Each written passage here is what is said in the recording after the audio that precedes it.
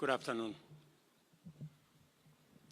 The people of Kenya can firmly and unanimously affirm that Kenya is a free, open, and democratic country based on the rule of law and constitutionalism. Our fundamental rights and freedoms are guaranteed by the Constitution and cannot be taken away. They include the freedom of conscience and expression, the right to assemble and to demonstrate, picket, and present petitions.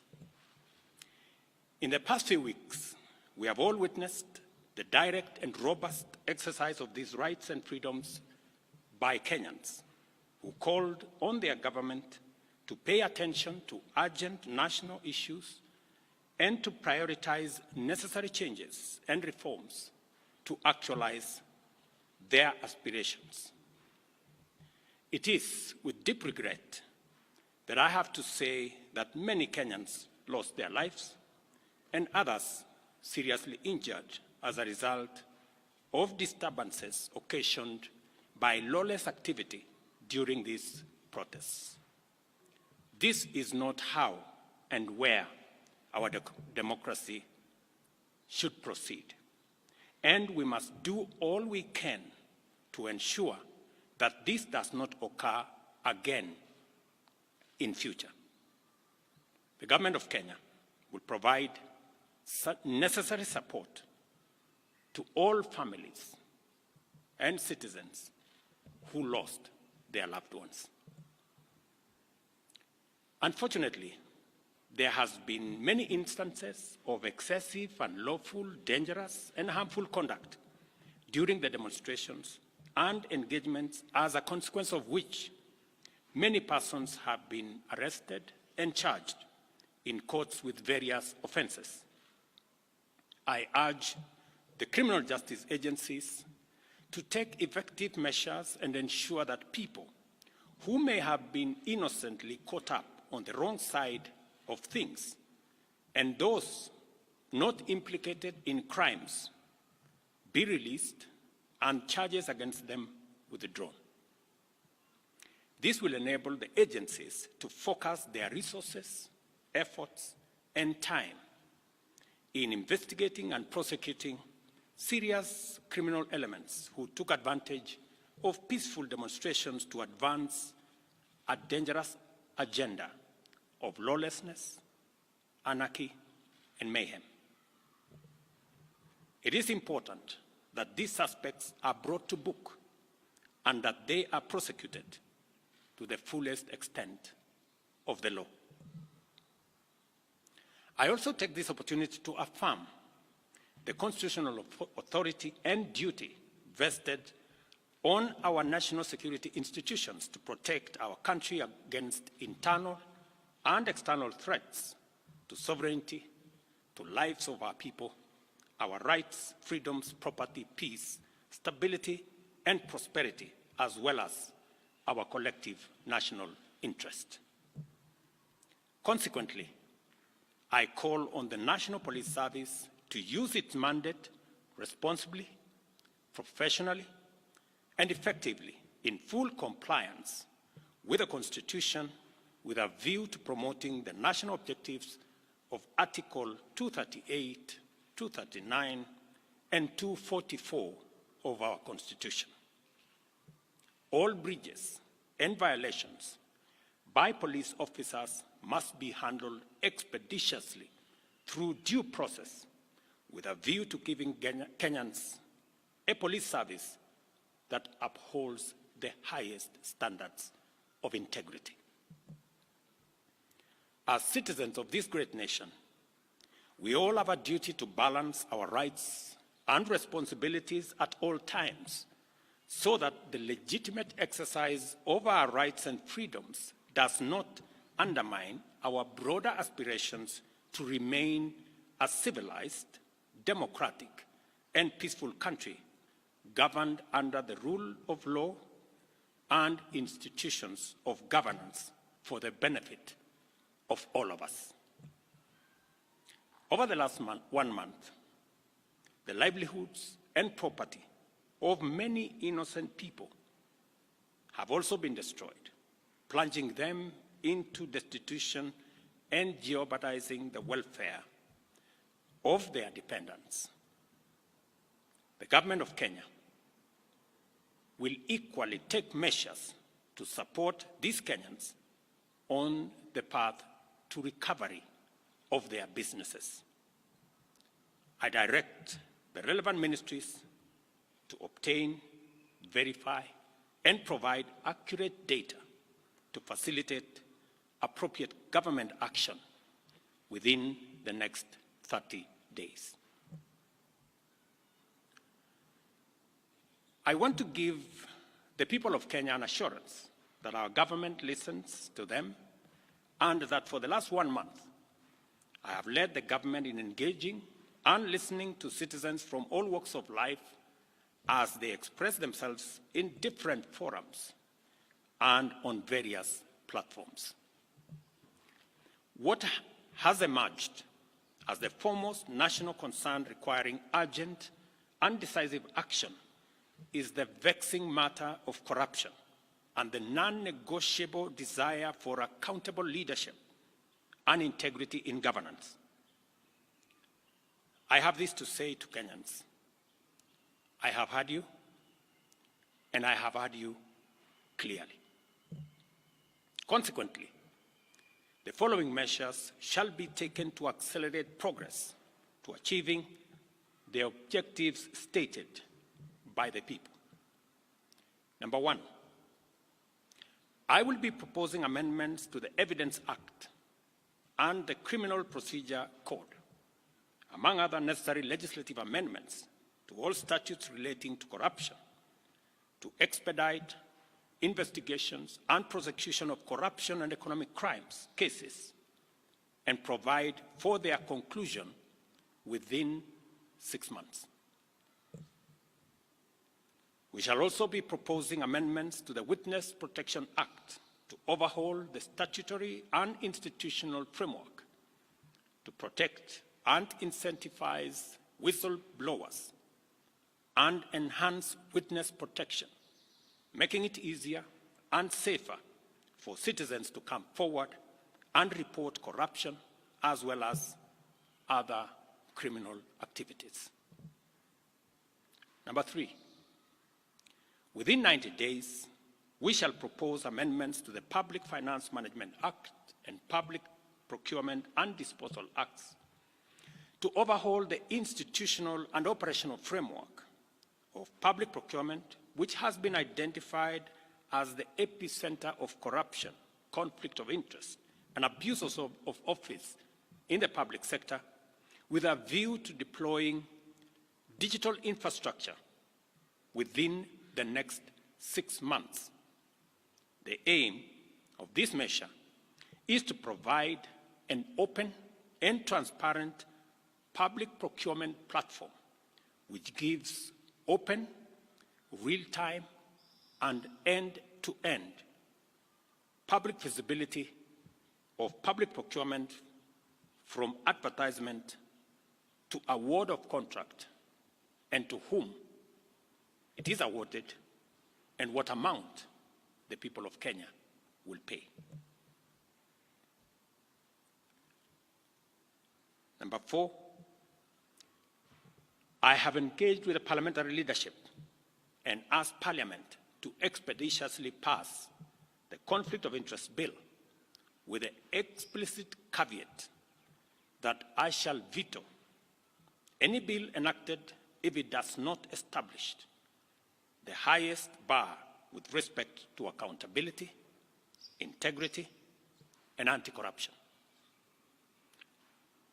I will make full use of the power given to me under Article 115 of the Constitution to make sure that the bill meets the appropriate standards set out in the original bill.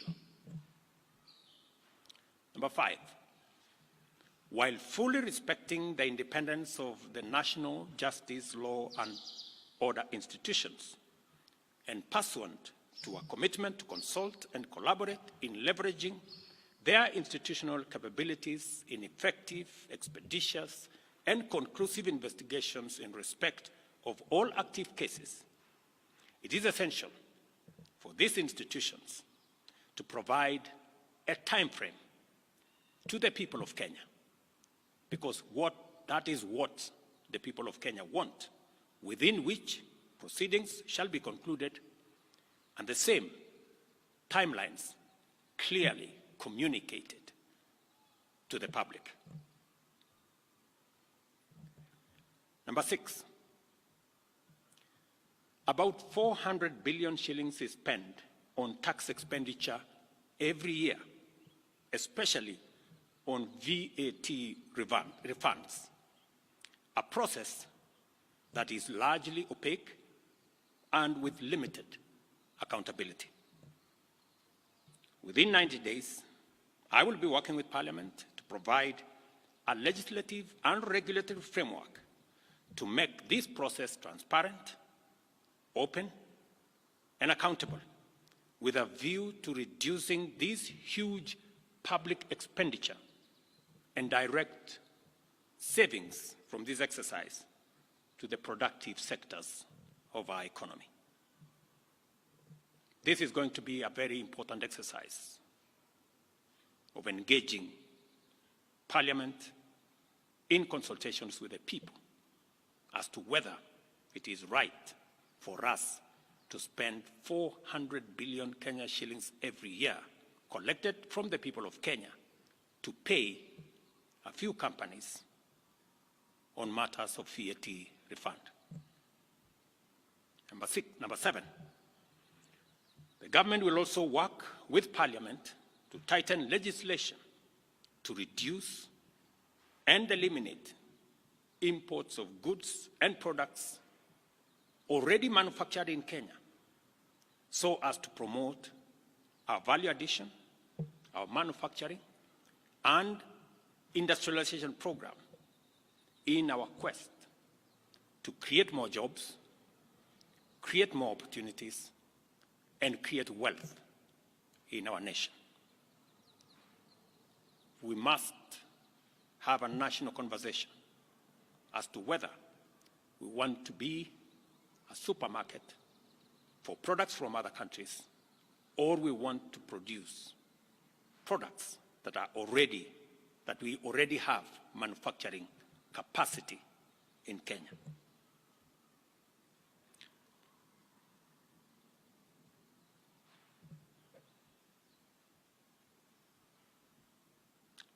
In my last address to the nation, I undertook to consult a broad spectrum of stakeholders from all sectors, levels, and regions in order to constitute a broad-based government.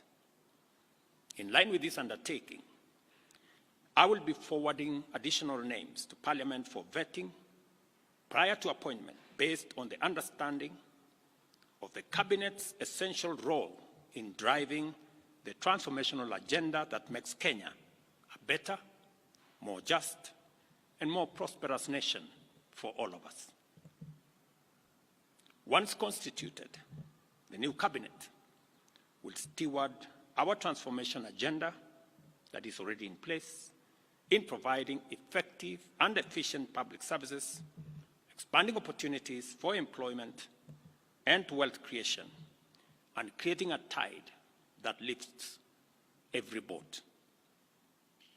Our collective ambition is to turbocharge the performance of our economy to achieve our universal health coverage, which ensures that no one is left behind or impoverished on account of healthcare costs.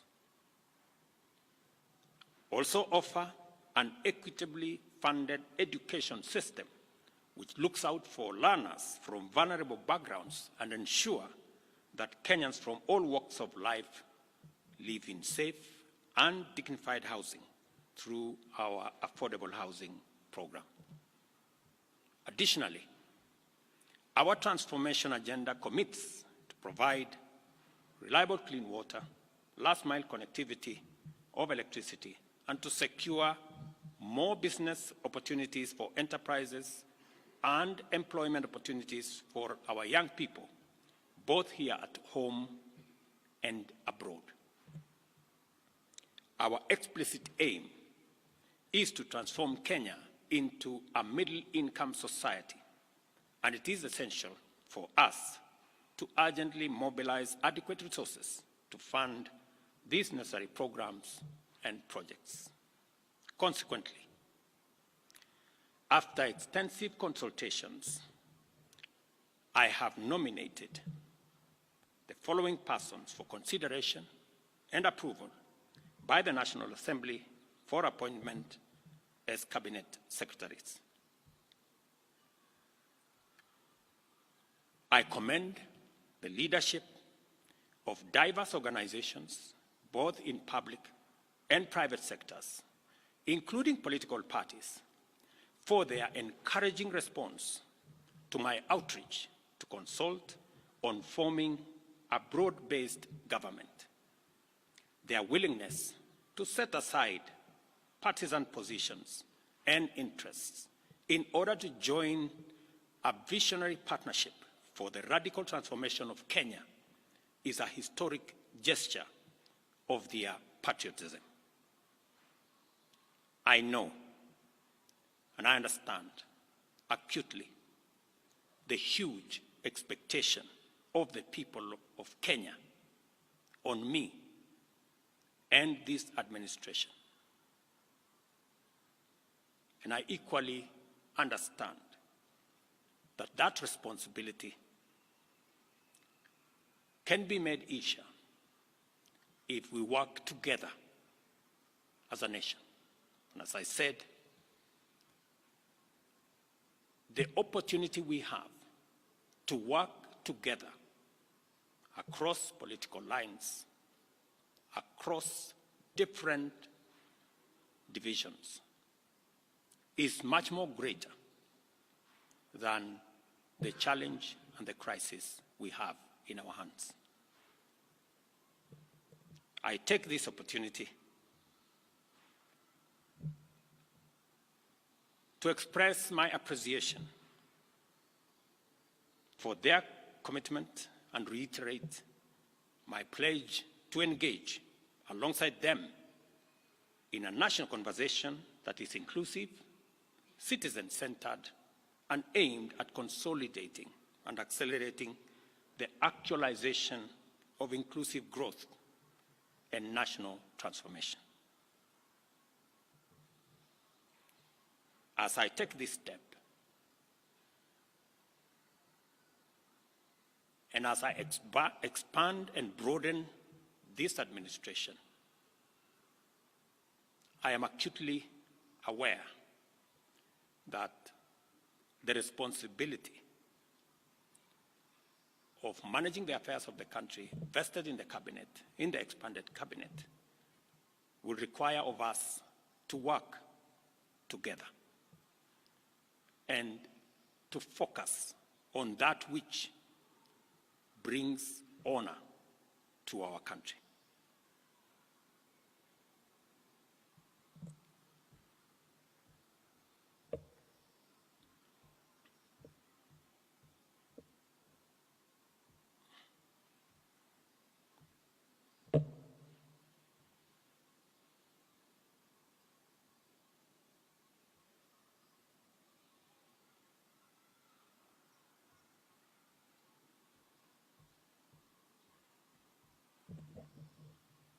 I will shortly give you the list of my nominees.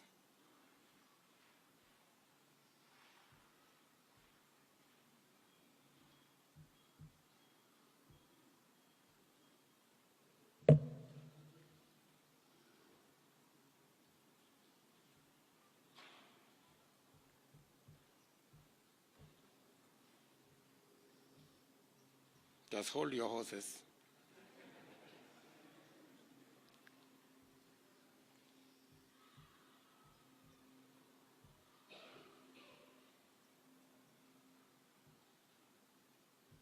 Just hold your horses. Great.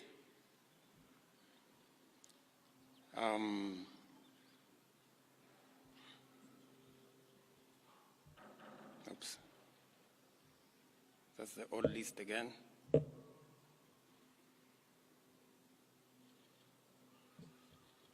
Where did it disappear?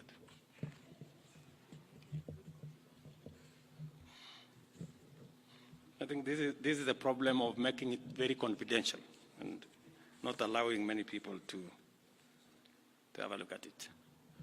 As you're all aware, the list I sent to the National Assembly, I have since amended so that Roslinda Soipan Tuya now goes to the Ministry of Defense. The Honorable Aden Baredwale moves to Environment, Climate Change, and Forestry. I have now forwarded the name of John Mbadi Ngongo to the Ministry of National Treasury and Economic Planning. Salim Mvuria Mgala, Ministry of Investment, Trade and Industry. Ms. Rebecca Miano, Ministry of Tourism and Wildlife. The Honorable James Opio Wandai, Ministry of Energy and Petroleum. The Honorable Onesimus Kipchumba Murkomen, Ministry of Youth Affairs, Creative Economy and Sports. The Honorable Hassan Ali Joho, Ministry of Mining, Blue Economy and Maritime Affairs. The Honorable Dr. Alfred Nganga Mutua, Ministry of Labor and Social Protection. The Honorable Wycliffe Ambetsa Oparanya, Ministry of Cooperatives and Micro, Small and Medium Enterprise Development. The Honorable Justin Bidan Njoka Muturi, Ministry of Public Service and Human Capital Development. Madam Stella Soy Langat, Ministry of Gender, Culture, Arts and Heritage. I am still working on the other pending nominees, and I will be announcing them shortly. Thank you very much. God bless you. God bless our great nation, Kenya. Asanteni sana.